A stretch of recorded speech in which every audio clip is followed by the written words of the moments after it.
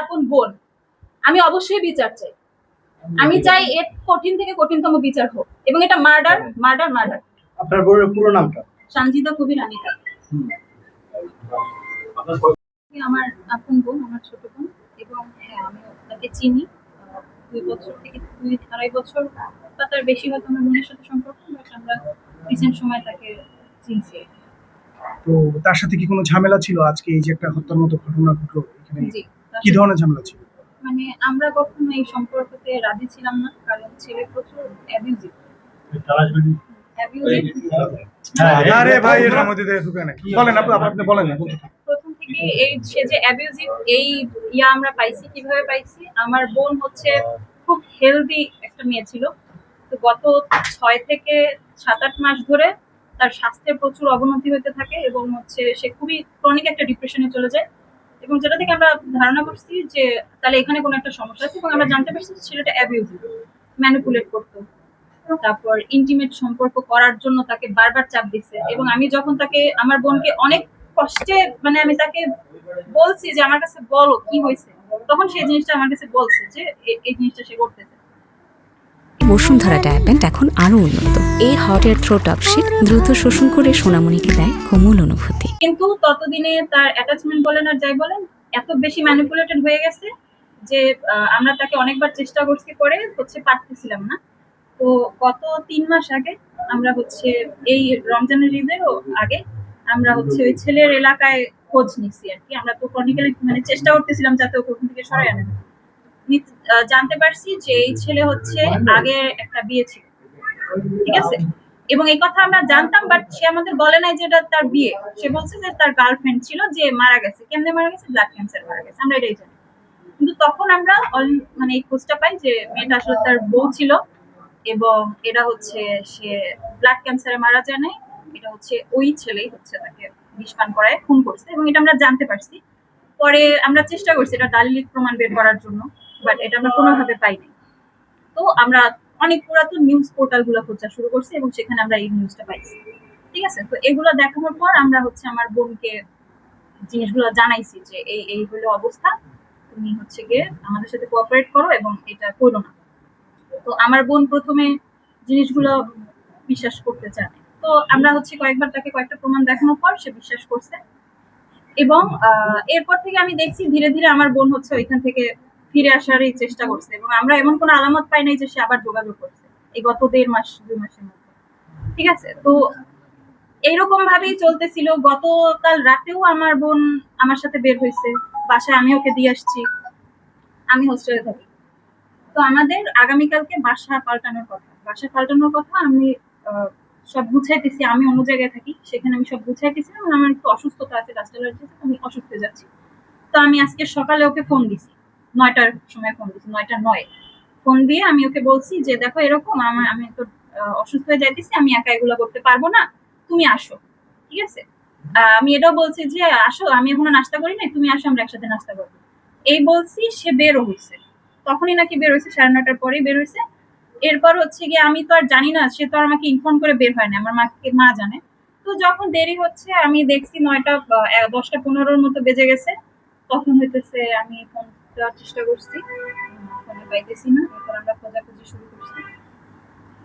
শুরু করছি। এরপর হচ্ছে আমি তার বোনের ঠিকানা বের করে তার বোনের বাসায় যাওয়া শুরু করছিলাম। প্রতিমধ্যে হচ্ছে পুলিশের গাড়ি দেখে আমি সেখানে দাঁড়াইছি। ঠিক আছে। আর আমার সেম প্যাটার্ন, হ্যাঁ বলি, সেম প্যাটার্ন। আগের বউ যেভাবে পালায় বিয়ে করছে, ঠিক আছে, আমার বোন আজকে ভাবে হঠাৎ করে নিখোঁজ। কিন্তু আমার বোনের আমি এই 1.5 মাসে কোনো আলামত দেখি নাই যে সে লুকায় চুরায় কিছু করার চেষ্টা করতেছে বা এরকম কিছু। আমার বোন নার্সিং এ চান্স পাইছে, ক্লাস শুরু হয় নাই, সরকারি নার্সিং এ চান্স পাইছে। আপনার ছেলে সম্পর্কে পুরো পরিবার জানতো না? হ্যাঁ, আমরা জানতাম। আমরা তাকে অনেকদিন ধরেই বুঝাচ্ছি যে এখানে পড়া দরকার, এবং আমরা ফাইনালি সক্ষমও হয়েছিলাম। আছে কোনো প্রশ্ন আছে? এবং এটা সেম প্যাটার্ন, আগের তার স্ত্রী যেভাবে ফোন হয়েছে একই রকম ভাবে আমাকে 3:30টার সময় ফোন করছে, ওই আমার এই ফ্ল্যাটেরই পাশের বাসায়। আমি হচ্ছে বাড়িওয়ালার ভাইয়ের বউ, ওনার আমার মেয়ের আজকে পরীক্ষা ছিল, আমি সেখানে গেছি। তো ফোন করার পর বলে যে আন্টি আপনি কিছু জানেন? আমি বললাম যে আমি তো কিছু কেন, কি হয়েছে? বলতে যে হিমুদের মানে যে ছেলে মার্ডার করে তার নাম হিমু। হিমু ই করে মার্ডার করে রুমে একটা মেয়েকে রেখে চলে গেছে। শোনার পর আমি আবার আসছি, আসে তারপর আমি বাড়িওয়ালাদের বললাম, কিন্তু ওর মাও ছিল এবং একজন সাংবাদিক আর কারা কারা জানি আসছে। তখন এসে দেখি এর আগে আমি কিছুই জানি না। এই কি দেখলেন আপনি? এসে দেখছি ওইখানে লাশ, মানে শোয়া। কত কোনো আঘাত ছিল? না, আমি ভিতরে ঢুকি নেই, কিন্তু ওই যারা আগে আসছে তারা ওই গামছা দিয়ে ঢেকে রাখছে।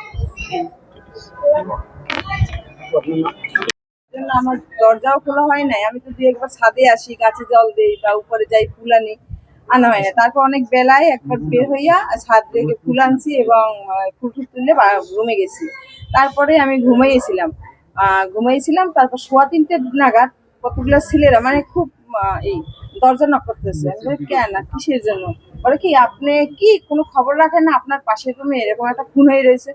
ভাই আমরা তো সবসময় দরজা দিয়েই রাখি, আমি জানি না, আমি মেয়ে নিয়ে থাকি একা, আমরা সবসময় দরজা দিয়েই থাকি। এই বললো। তারপর আমি ওই বাড়িওয়ালা ভাবে কি তার ভাইয়ের বউকে ফোন দিলাম। তারপর তো সবকিছু আপনাদের এই সবার সামনেই দেখতে এসেছে সবকিছু। নাম কি, ওনার নাম কি ছিল? ছেলেটার নাম ওই ডাকি আমরা সবাই হিমু। আর মেয়েটার নাম? মেয়েটার নাম কিছুই জানি, মেয়েটা আমি দেখিও নাই। থাকতো কিনা সবসময়? না না না ছেলেটা কি পড়াশোনা করে? না না পড়াশোনা করে না। ও তো অপশন লাইনে চাকরি করতো, ওই যে অপশন লাইনে, তারপর তো ওই যে ছাটাইতে পারছে। এখানে থাকতো কি মেয়ে ছেলে? আর ওর মা আর ও থাকে। মেয়ে? না না, ছেলের মা এবং ছেলে থাকে। মেয়েটা আগেও দেখছিলেন? না আমি দেখিনি। মেয়েটা আগে পরে কখনো আসছে কিনা? না আসতে পারে, কিন্তু আমি দেখিনি, কারণ আমার সবসময় দরজা দেওয়া থাকে। আমি মেয়ে মহিলা মানুষ, একা থাকি, মেয়ে নিয়ে আমরা দরজা খুলে থাকি না। হ্যাঁ, আপনি যখন দেখলেন ওই যে 3:15 দিকে এলাকার লোকজন এসে আমাদের দরজা নক করলো। বাহিরের লোকজন এসে কি আপনাদের হ্যাঁ, দরজা হ্যাঁ, হ্যাঁ, তা তো ওই পাশের ফ্ল্যাটের না, আপনি জানবেন নাকি? আমি কিভাবে জানবো? ওর মা আইসা আমাদের না বইলে ওর মা রাস্তার লোক ডেকে নিয়ে আসে। ওর মা তো উচিত ছিল যখন আইসা এই ঘটনা দেখলো, ওর মা আমাদের জানাবে না? ওর মা রাস্তার লোক নিয়ে আসে, তাই রাস্তার লোক জানাবে নাকি? কে জানাবে বলেন? না মা নাকি আমরা তো জানি ওর মা অফিসে গেছে। ওর মা বলতেছে আমি আজকে অফিসে যাইনি, আমি মেয়ের কাছে ছিলাম। আমি একটা সময় এসে দেখি এই ঘরের লাশ পড়া, আর আমি সকালেই নাকি উনি দেখে গেছে ওই মেয়ে আসছে। আর ওর মা এই সবকিছুই জানে, ঠিক আছে? ওই যে বাড়ি বাড়ি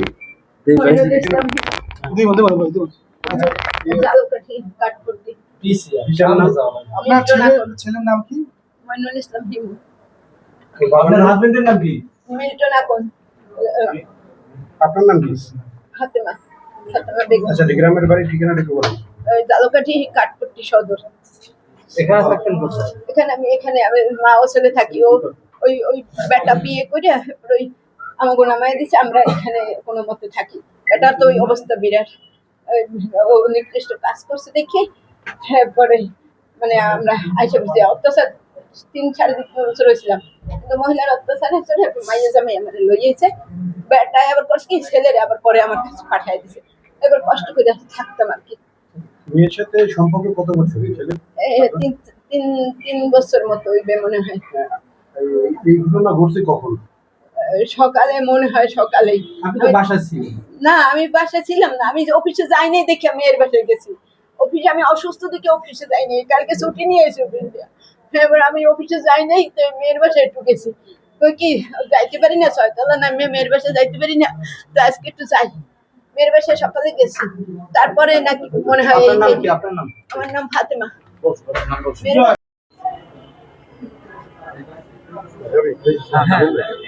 আমি তো প্রশ্ন নাও, কি খবর শুনে আসলেন?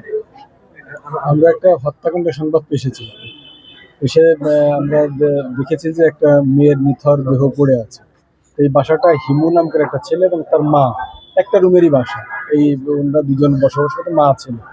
তো এখন এখানে স্থানীয় জানতে পারলাম যে তার হিমুর প্রেমিকা সঞ্জিদা নাম, সে তাদের রুমে আসছিল। হিমুকে পাওয়া যায়নি, হিমু চলে গেছে। এখানে তো মেয়েটা সঞ্জিদার মৃতদেহ আছে। তো আমরা যেহেতু এটা একটা স্পর্শকাতর বিষয়, আমাদের সিআইডি স্পেশালাইজড যে টিম আছে, ক্রাইম সিন টিম, ওদেরকে সংবাদ দিয়েছে, তারা আসছে, ওরা ডেড বডিটা পর্যবেক্ষণ করছে। আশা করি সিআইডি ক্রাইম সিন ভিজিটের পর অথবা পোস্টমর্টমের পরে মৃত্যুর কারণটা জানা যাবে। তবে যে হত্যাকাণ্ড হয়ে থাকতে পারে বলে আশা করছি, চিন্তা করছি, সেই যারা জড়িত আছে তাদেরকে আমরা গ্রেপ্তারের চেষ্টা অব্যাহত আছে। আমরা অলরেডি কাজ শুরু করে দিয়েছি। আমার টিম বাইরে কাজ করতেছে, ডিবির টিম বাইরে কাজ করতেছে, আমার থানার একাধিক টিম বাইরে আছে, ফিল্ডে আছে।